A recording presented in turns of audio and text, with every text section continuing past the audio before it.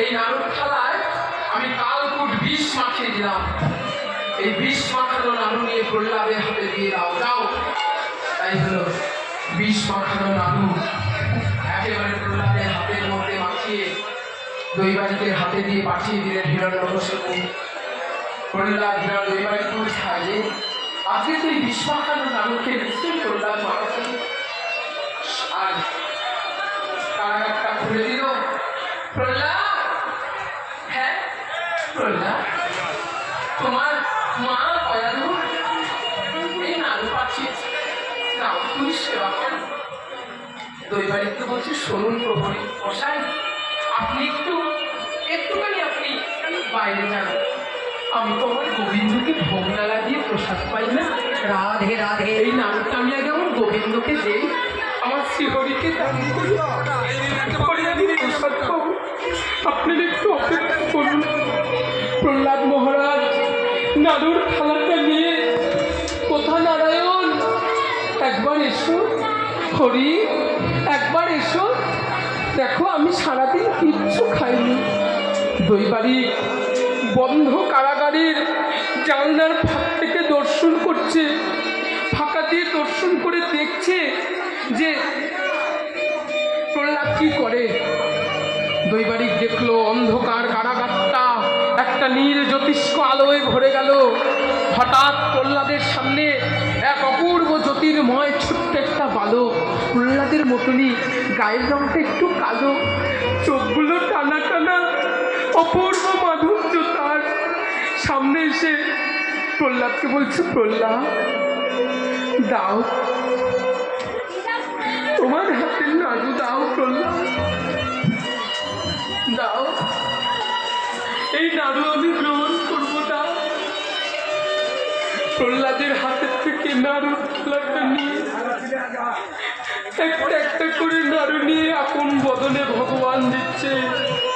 দৈবারিক দূর থেকে আড়াল থেকে দেখছে, ভগবান তুমি তোমার ভক্তকে এত ভালোবাসো, তুমি তোমার ভক্তকে এত করুণা করো, তুমি তোমার ভক্তকে এত স্নেহ করো ভগবান, তুমি তোমার ভক্তকে এত ভালোবাসো ভগবান, তুমি নিজে বিষ মাখানো নাড়ু খাও, নিজের অঞ্চল থেকে স্নেহ ভালোবাসা মাখানো নাড়ুটা ভক্তের মুখে তুলে দাও ভগবান। হে করুণাময়, হে কৃপাময়, হে দয়াময়, ও হে দয়াময়, হে করুণাময়, তুমি বিষ মাখানো নাড়ু খাবে ভগবান। ভগবান আপন অঞ্চল থেকে বিষ মাখানো নাড়ুটা নিজে গ্রহণ করে আর ওই অমৃত মাখা নাড়ুটা প্রহ্লাদকে সেবা করিয়ে অপ্রকট হলেন। দৈবারিক থালাটা বুকের মাঝখানে জড়িয়ে খেয়েছো প্রহ্লাদ? হ্যাঁ হয়ে গেছে। বুকের মাঝে জড়িয়ে ধরেছে থালাটাকে। হিরণ্যকশিপু দাঁড়িয়ে আছে, কিরে এই প্রহ্লাদ মারা গেছে না? প্রহ্লাদ মারা গেছে না? মহারাজ প্রহ্লাদ মরেনি। কি প্রহ্লাদ মরেনি? না মহারাজ, প্রহ্লাদ বেঁচে আছে। এই কালকোট বিষ মাখানো নাড়ু খাও, প্রহ্লাদ মরেনি। না মহারাজ, প্রহ্লাদ মরেনি মহারাজ, প্রহ্লাদ মরেনি। তাহলে মহারাজ আপনি বিষ মাখানো নাড়ু দিয়েছেন বটে, আপনি বিষ মাখিয়ে দিয়েছেন বটে, কিন্তু প্রহ্লাদকে যে রক্ষা করে, ভক্তের বিপদে আপদে যিনি রক্ষা করে, তার বিপদ ভঞ্জন মধুসূদন, তিনি এসে নিজের হাতে বিষ মাখানো নাড়ুটা গ্রহণ করে প্রহ্লাদকে অমৃত মাখা নাড়ু দান করে গেছে। প্রহ্লাদ মরেনি মহারাজ, প্রহ্লাদ মরেনি। আমার সামনে দাঁড়িয়ে তুই উঁচু গলার কথা বলছিস, তো চাকরি আমি নিয়ে নেবো, না খেতে পেয়ে বলবি। মহারাজ জগতে আপনার চাকরি করলে হয়তো কিছু মণি পাবো, কিছু রত্ন পাবো, কিন্তু আজকে আপনার অন্ধ কারাগারে প্রহ্লাদের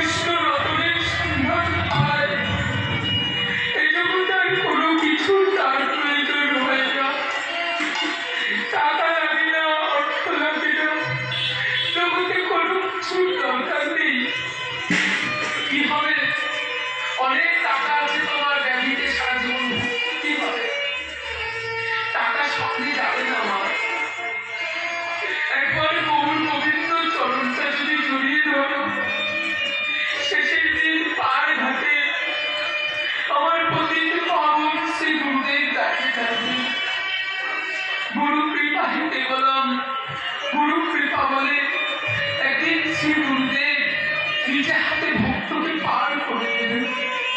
গোবিন্দ সেবার ফলস্বরূপ ভক্ত সেবা। প্রহ্লাদ, তুমি মরণী না মহারাজ।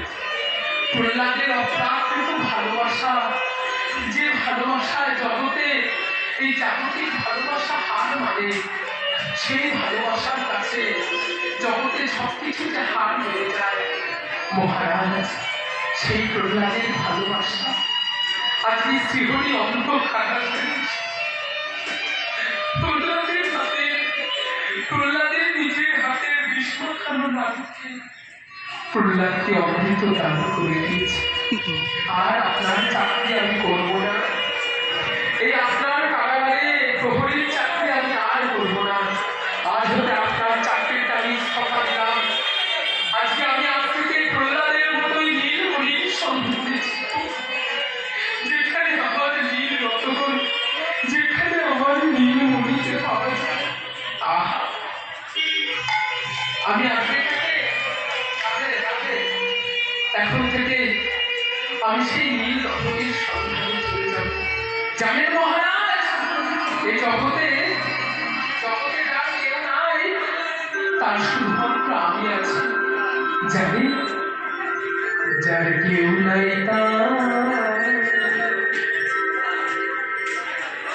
তার তো আমি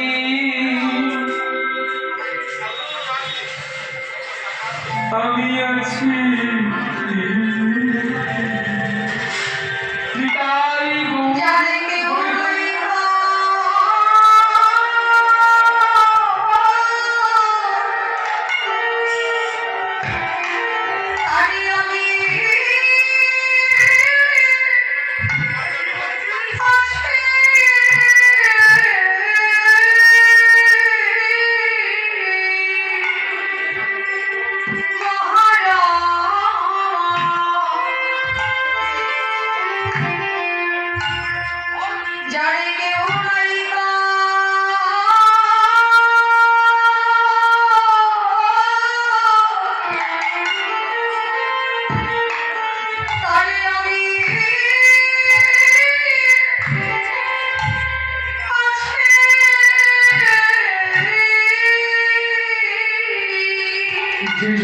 গোবিন্দ বলে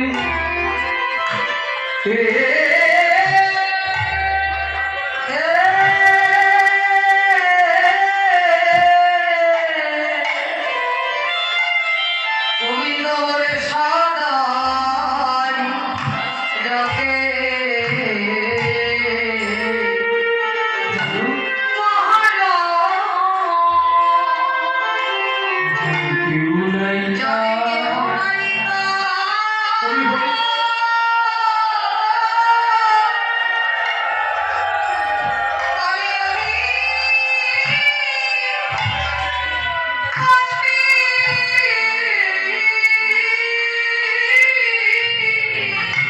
জগতে ধন দৌলত দিলে গোবিন্দ বলে, এ জগতে যদি তুমি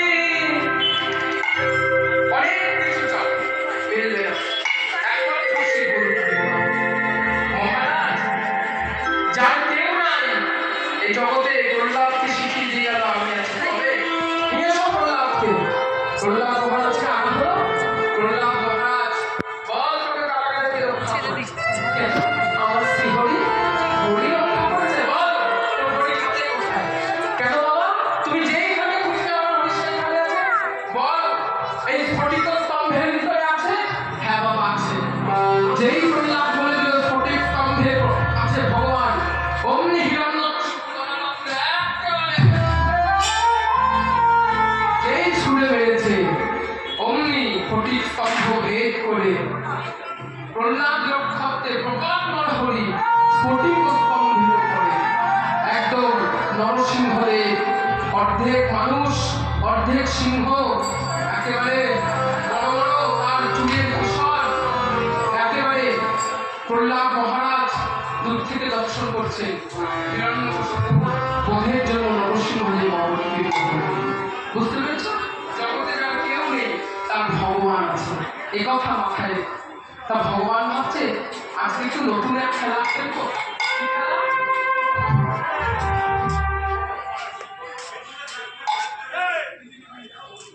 জগৎ ভগবান চিন্তা করলেন আজকে নতুন খেলা, কি খেলা? কাঁধে করা আর কাঁধে চড়া। এই বলে ভগবান আজকে খেলা খেলছে।